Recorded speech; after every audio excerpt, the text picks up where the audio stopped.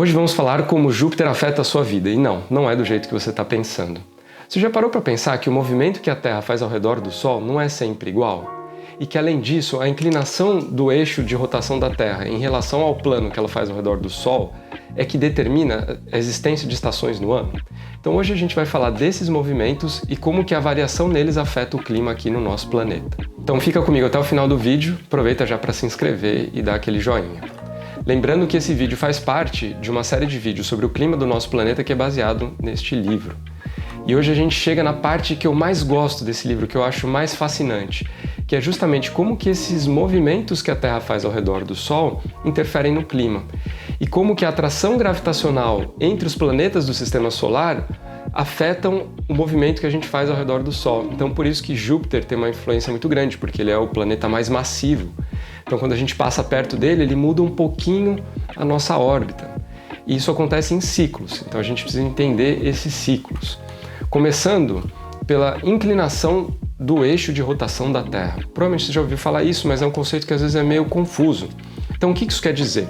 A gente tem aqui nosso modelinho da Terra e ela gira. Então ela tem um eixo onde ela gira, como se fosse aqui uma bailarina rodando.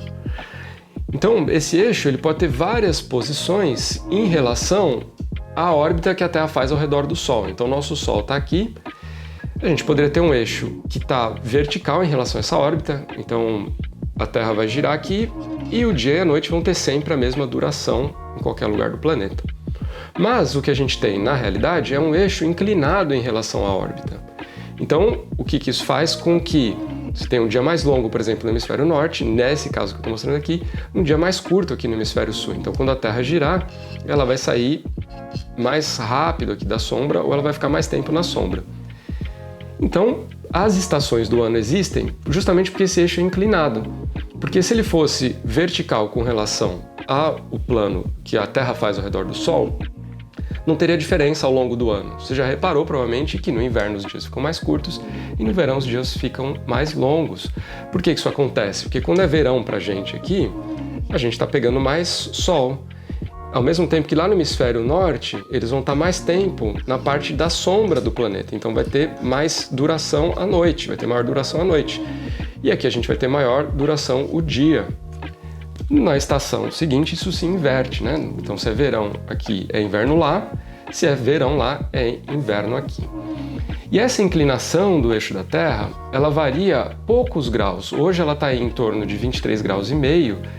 E ela pode ir de 22,2 até 24,5. Então ela oscila um pouquinho, mas isso é suficiente para gerar mudanças na distribuição de calor da superfície do nosso planeta, por exemplo. E aí a gente precisa entender o ciclo em que isso acontece. Nesse caso, essa inclinação a gente chama de obliquidade, inclinação do eixo de rotação da Terra. E a gente vê aqui nessa figura, que está sendo mostrado para os últimos milhões de anos, 1,5 milhões de anos, essa oscilação tem ocorrido em ciclos de 41 mil anos. O que isso quer dizer? Leva 41 mil anos para a Terra sair da posição inicial, ir até o máximo de inclinação e voltar para a posição inicial. Então é um ciclo razoavelmente longo, né? Na nossa escala de vida, a gente não percebe isso. A mudança que acontece na escala da nossa vida é muito pequenininha no eixo da Terra, a gente não consegue perceber. Mas na escala de vida da Terra, isso até que é um ciclo rápido, né? Então, isso vai afetar o clima, a gente vai ver como. Outra questão que é importante, e fica um pouquinho mais difícil de entender, é que além de mudar a inclinação do eixo da Terra, também muda para onde o eixo está apontando. Veja que são coisas diferentes. Aqui eu estou mudando para onde o eixo aponta. Eu posso manter a mesma inclinação e mudar para onde ele aponta. Pensa num peão parando de rodar ali, que ele começa a fazer esse bamboleio. A gente, inclusive, pode chamar esse processo de bamboleio também ou de precessão.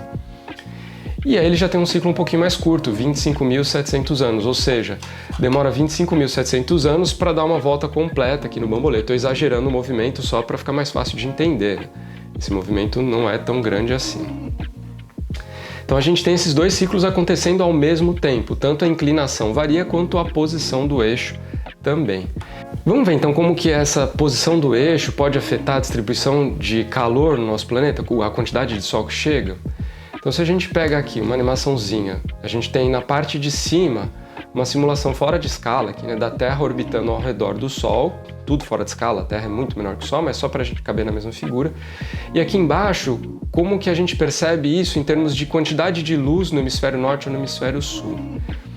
Então, vamos lá, se a gente começa aqui a ver a animação, a Terra orbitando aqui ao redor do Sol, vai levar 1 ano para fazer a volta completa, e à medida que a gente vai caminhando, a gente chega no solstício. Tem o solstício de inverno e o solstício de verão. E o que é o solstício? Que a gente usa para marcar as trocas das estações. Então, por exemplo, no solstício de verão é o dia mais longo do ano, é a entrada do verão. Por que isso? Porque a gente está no movimento ali, na parte do movimento em que o hemisfério sul está mais exposto para o lado do Sol. Então o dia vai ser mais longo. No mesmo dia, é solstício de inverno no hemisfério norte. Por quê? Justamente o oposto, é onde está mais sombra no hemisfério norte. Então, a noite vai durar mais tempo. E se a gente continua, então, olhando aqui nossa animação, nosso ciclo, a gente vai ver que vai diminuindo a quantidade de luz aqui no hemisfério sul, vai aumentando no hemisfério norte, até que a gente chega na troca de estação, outono e inverno. E o que é a troca de estação? É o equinócio. E o que quer dizer equinócio? Quer dizer que é de igualdade, né? Quer dizer que o dia e a noite têm a mesma duração. Por que isso acontece? Porque a gente está na exata posição em relação ao Sol, isso acontece um dia, né? 2 dias, na verdade, ao longo do ano, né? Quando a gente quando troca do verão para o outono e quando troca do inverno para a primavera. Por que o dia é igual à noite nesse momento? Porque é como se o eixo da Terra não estivesse inclinado. Pela posição que a gente está em relação ao Sol, não faz diferença a inclinação do eixo. Então só nesses 2 dias do ano a gente tem o dia e a noite com a mesma duração, e aí é no mundo inteiro. Olha que interessante, né? Nesses dias não tem diferença entre os hemisférios. Aí se a gente continua rodando aqui ao redor do Sol, a gente vê que está aumentando a quantidade de sombra aqui no hemisfério sul e aumentando a quantidade de luz no hemisfério norte, até a gente chegar ali no solstício novamente. Então olha que interessante, nessa época do ano, tem uma região aqui perto do Polo Norte que o Sol não se põe. Ele fica rodando perto do horizonte e nunca chega a se pôr. Porque o que é o pôr do Sol? É justamente quando a gente entra nessa parte da sombra. Então se ao longo do tempo muda a inclinação do eixo e muda a posição do eixo no espaço, isso vai mudar a forma como a Terra recebe energia, vai mudar a distribuição de calor no nosso planeta e isso vai interferir no clima. Lembrando que o Sol é o principal motor do nosso clima, então a forma como a Terra recebe o Sol vai afetar os padrões de clima. E falta falar do último ciclo, que é chamado de excentricidade. E ele tem esse nome porque a nossa órbita ao redor do Sol não é um círculo perfeito, ele é uma elipse, é um círculo um pouquinho achatado. E a elipse tem 2 pontos focais, em vez de ter um centro como tem a circunferência. E o Sol fica em um desses pontos focais, como essa figura representa. Então tem um momento do ano que a gente está mais longe do Sol, que é chamado de afélio, e tem um momento que a gente está mais perto do Sol, que é chamado de periélio. A diferença aí não é tão grande se você for olhar em números, né? Quando a gente está mais perto, a gente está a 153 milhões de quilômetros do Sol.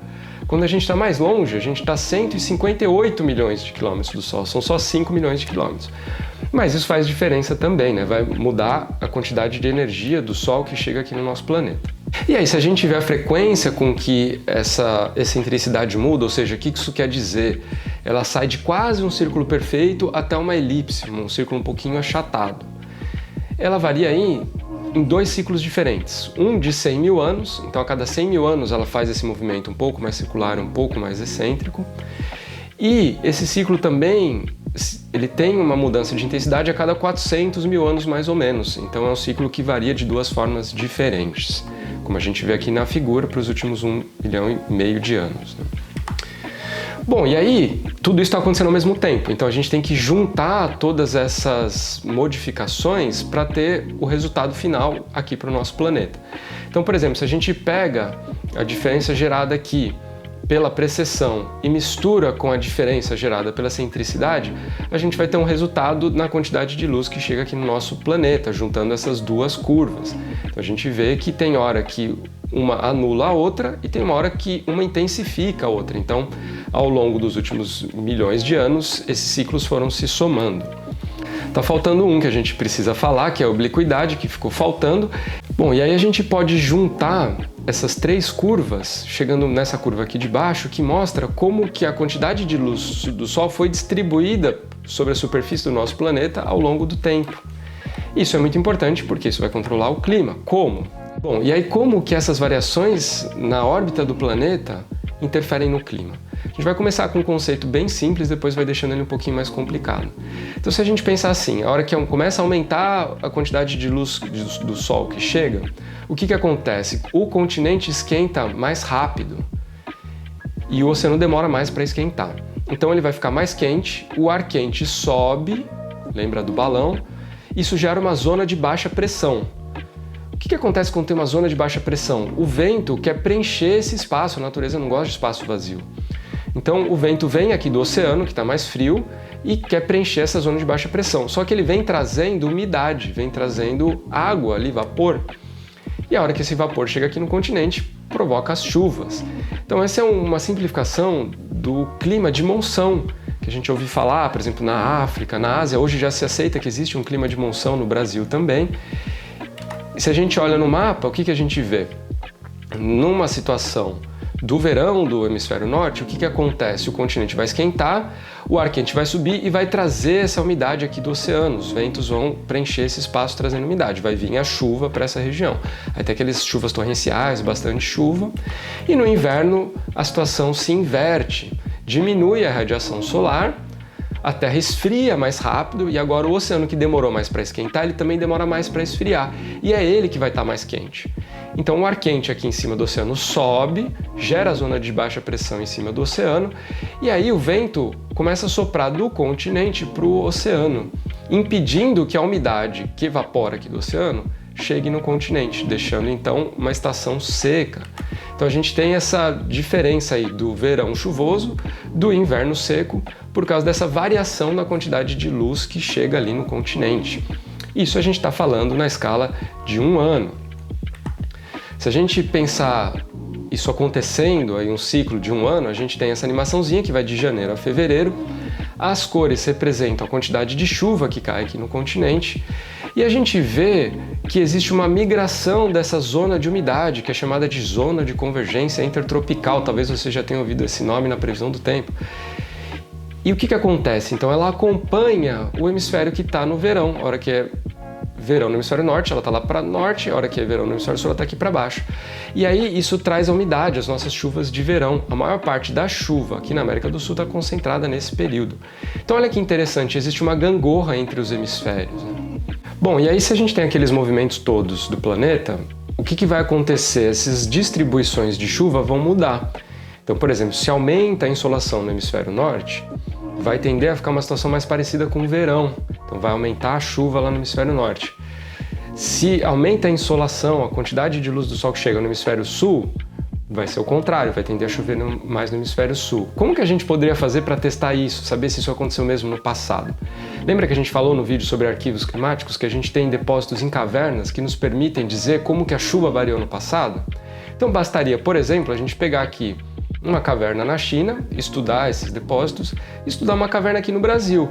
Elas deveriam ter o comportamento oposto, concorda? Porque se a hora que aumenta a chuva num lugar diminui no outro, a gente deveria enxergar isso. E de fato, quando a gente olha para esses registros de uma caverna na China e uma caverna no Brasil, a gente vê que eles estão espelhados, isso olhando aqui para os últimos 160 mil anos, 120 mil anos. O que isso quer dizer?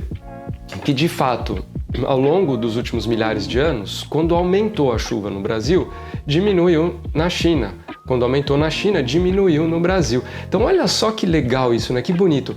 A mudança na posição, no formato da órbita que a Terra faz ao redor do Sol, na inclinação do seu eixo, que depende da interação não só com o Sol, mas com a gravidade de outros planetas como Júpiter, afeta a quantidade de chuva que cai aqui no Brasil. Não é bonito isso? Então essa figura mostra pra gente que, de fato, quem está controlando essa variação de chuva é esse processo que a gente chama de orbital, que tem a ver com a órbita da Terra. Por quê? Não tem outra forma da gente explicar isso, né? Tá mudando ao mesmo tempo e de forma oposta. E faz sentido, porque a gente sabe que esses ciclos existem. Quer ver mais um exemplo? A gente tem aqui o deserto do Saara e o vento sopra essa poeira aqui para o deserto. Numa imagem de satélite a gente vê que uma parte dessa poeira chega até aqui no Brasil, chega na Amazônia. E essa poeira, além de ter grãozinhos de areia normais, eles têm restos de algas que são formadas, que crescem em água doce. E aí se a gente pega esse sedimento no fundo do oceano, ali perto do Saara, o que a gente vê aí também para os últimos 120 mil anos? A gente vê momentos em que esses restos de algas aparecem no sedimento do fundo do oceano e momentos que não aparecem. Qual que é a explicação para isso? Hoje lá é um deserto, não existem lagos, não estão se formando essas algas, mas em momentos que a chuva aumenta nessa região, está representada aqui pela parte verde dessa figura, os lagos se formam, começa a ter água, as algas nascem, depois quando esse lago seca, o vento sopra o resto dessas algas para o oceano.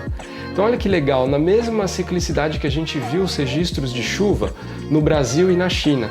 Então a gente vê, seguindo o mesmo fluxo, a chuva no Brasil, chuva na África e chuva lá na Ásia. Olha que legal isso, né? Tudo controlado por esse movimento dos planetas. Então você vê que legal como que a mudança na forma como a Terra gira ao redor do Sol interfere a quantidade de luz do Sol que chega no hemisfério ou no outro, e isso muda os padrões de clima no mundo inteiro. E a gente consegue observar isso a partir de registros. No vídeo que vem eu vou falar como que essas mudanças sutis na posição da Terra fazem surgir ou desaparecer as geleiras nessa escala dos últimos milhões de anos. Então vem comigo, te vejo no próximo vídeo.